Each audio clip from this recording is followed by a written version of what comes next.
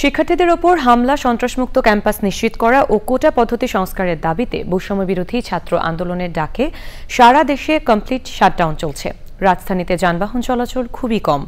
যাত্রাবাড়িতে 2 পথচারী গুলিবিদ্ধ হয়েছে। রামপুরায় পুলিশ বক্সে হামলা, ভাঙচুর ও 7টি মোটরসাইকেলে আগুন দেওয়া হয়েছে। বিভিন্ন স্থানে আইনশৃঙ্খলা বাহিনীর সদস্যদের সাথে সংঘর্ষের ঘটনা ঘটেছে।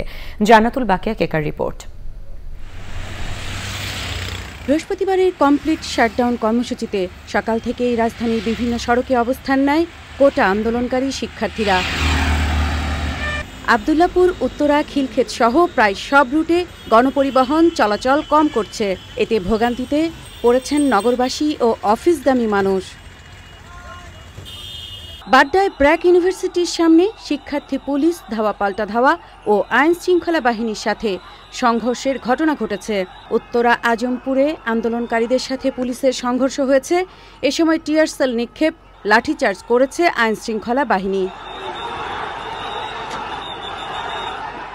যাত্রাবাড়ি থেকে শনির আখড়া হয়ে কাঁচপুর পর্যন্ত সব ধরনের যান চলাচল বন্ধ রয়েছে। বিভিন্ন জায়গায় ব্যারিকেড দেয়া হয়েছে। বেশ কিছু পয়েন্টে টায়ার জ্বালিয়ে প্রতিবাদ করছে আন্দোলনকারীরা। শনির আখড়ায় সংবাদ সংগ্রহে নিয়োজিত চ্যানেল আইয়ের পরিবহন হামলার শিকার হয়েছে।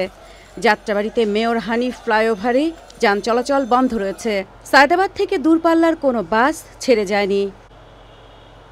আইনশৃঙ্খলা পরিস্থিতি নিয়ন্ত্রণে রাখতে ঢাকাসহ সারা দেশে 229 প্লাটুন বিজিবি মোতায়েন রয়েছে।